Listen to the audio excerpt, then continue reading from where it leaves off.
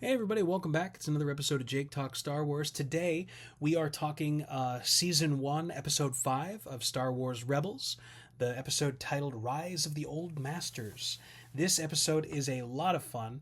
It is one of the first major episodes we see a lot of Jedi stuff going on, where Ezra and Kanan are really diving into that Jedi training, really diving into what that is and how that looks and how Ezra is going to get there. We're also going to see the seeds for the journeys that Ezra and Kanan are going to go on with a lot of their insecurities, a lot of their own personal insecurities that they both have.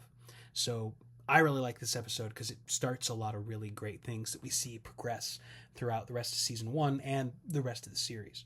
One of my favorite things that this episode starts out with, Ezra is training. Kanan tells him to do something. Ezra says that he will try, and Kanan hits him with the tried and true Yoda quote, "Do or do not, there is no try." And Ezra goes, what does that even mean? Right? What does that even mean? How can I do something if I don't try to do it? And that's an excellent point. That's a question people have asked me before as well. But it's more than that, right? Kanan kind of blows it off. He's like, yeah, I never really understood that either. But we can talk more about that some other time, because the quote is deeper, has more meaning, I think. But I like that little joke, that little inside joke, kind of a nod to us, the viewer, who maybe didn't always understand what Yoda was saying. And Kanan's admitting he didn't always understand what Yoda said either, but he was Yoda, so he's going to repeat it. I love that we see the lightsaber training that Ezra and Kanan are doing. I love that we see that lightsaber training happening. I love that we see the fiddling with the lightsaber to get the different lengths of blade, because that is a twofold thing that I thought was really neat. First of all, that's a thing I can't remember from where, but when I was reading old Expanded Universe stuff as a kid, it might have been like those Young Jedi books. It might have been something else. They would talk about how a Jedi had a way to increase or decrease the length of his lightsaber, his or her lightsaber, depending on what they wanted. So that's like a touch from way old school canon EU stuff. But it's also a real world thing, right? This is something a lot of people don't realize. In the real world, swords that are custom made for individuals are made to a specific length for that individual based on that individual's height and the reach of their arm. So that's kind of a nice real world touch, as well as a shout out to those older EU stories that would talk about that kind of stuff. So I thought that was neat. And of course, Ezra is not as tall as Kanan, and so he needs a blade that's a little bit shorter to really keep it from being too unwieldy for him. So I like that as well. But I like I like how Kanan is really trying very hard to pass on what he's learned, even though his training is incomplete. Remember, at the end of Order 66, Kanan was 11 years old, 11, 12 years old. So he is not a full-fledged Jedi Knight at this point, not yet. So he's only passing on what little he's learned, and it's difficult for him. You know, it's difficult for him. Now, Zeb is not helpful, right? Zeb, Kanan says, hey, it's difficult to teach.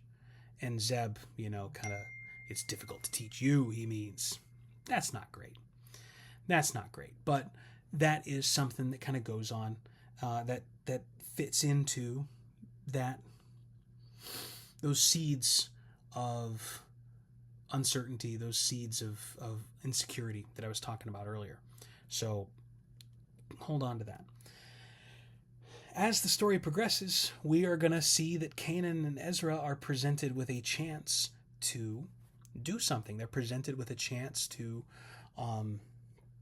see a change, make a change in the world, because they see a HoloNet broadcast from supposedly some senator who talks about being anti-imperial, who like hacks the HoloNet and does all these things.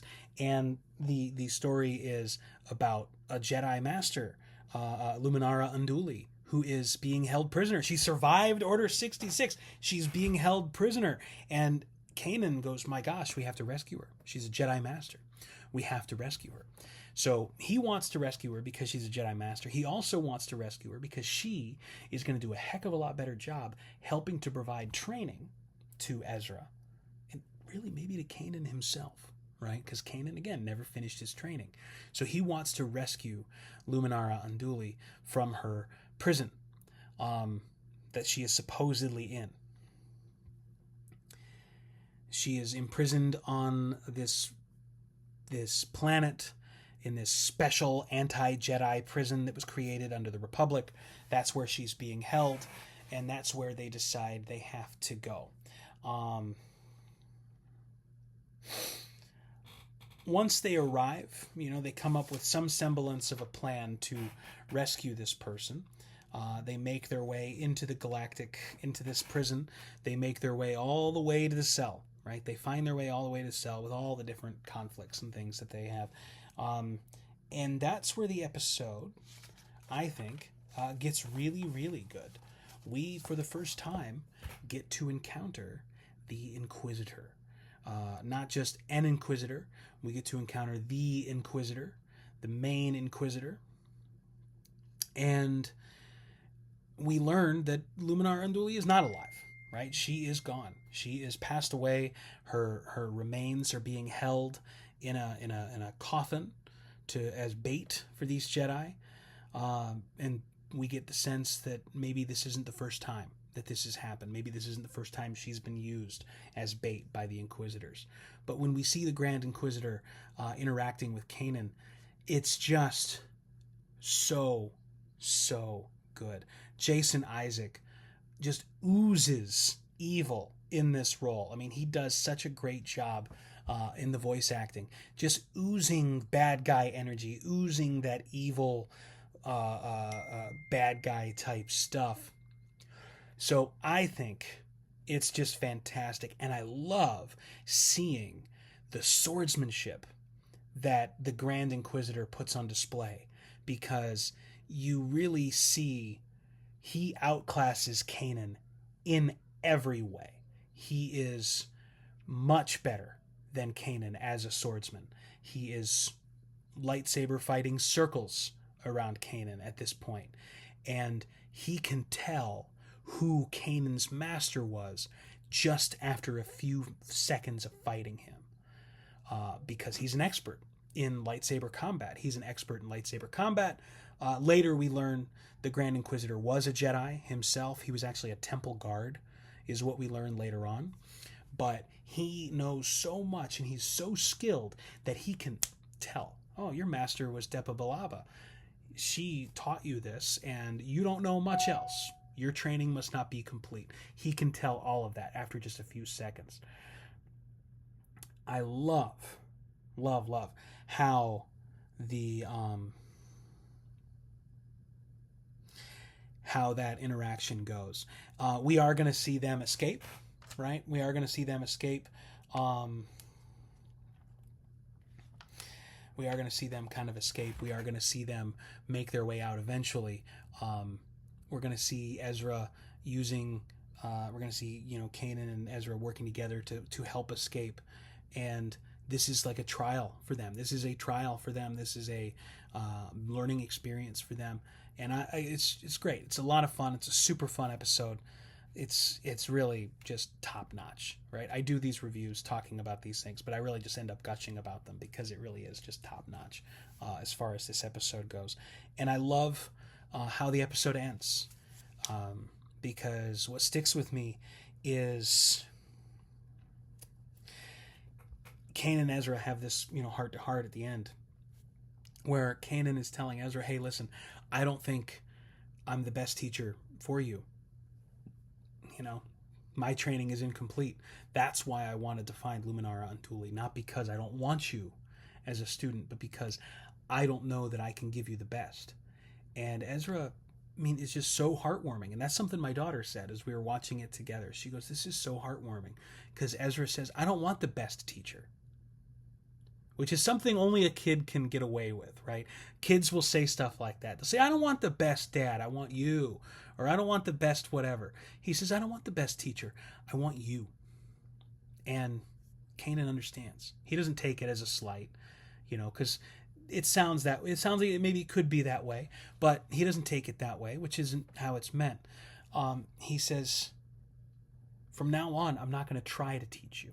I will teach you. And that circles back to what Yoda says. Do or do not. There is no try.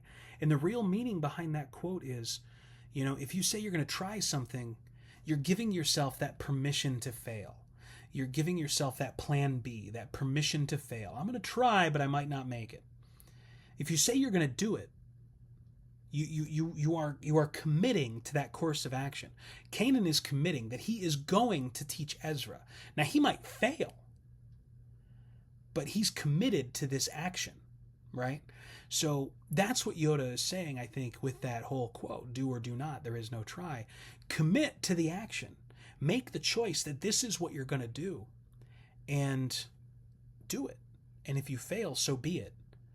But if you give yourself that permission to fail, you're already not giving it 100%. You're already making plan B. And so for Yoda, I think he wants to avoid that plan B. Kanan is going to avoid that plan B. He's going to teach Ezra, or fail, but he's going to teach Ezra. He's committing to that course of action. So Season 1, Episode 5, great episode, lots of action, lots of threads that we're going to get to tug on later for story and for Jedi development and things like this. So definitely worth checking out. I encourage you to continue watching Rebels, right? If you haven't, I think it's going to pay off next year, especially for those of you who are watching Ahsoka and liking Ahsoka. I think watching Rebels is going to pay off. And also, frankly, guys, Rebels, for my money, some of the best Star Wars out there, especially since the Disney acquisition, but just some of the best Star Wars out there in general. Definitely some of the best animated Star Wars. So definitely check it out if you haven't already. But what do you think? What do you think of Rebels? What do you think of this episode in particular? And do you have any questions about this episode? Do you have any questions about Rebels? Let me know in the comments below. You can follow me on Threads, on Instagram. Check those out and let me know any questions you have at those places. And thanks again for coming out, guys. Remember, like, share, subscribe if you haven't already.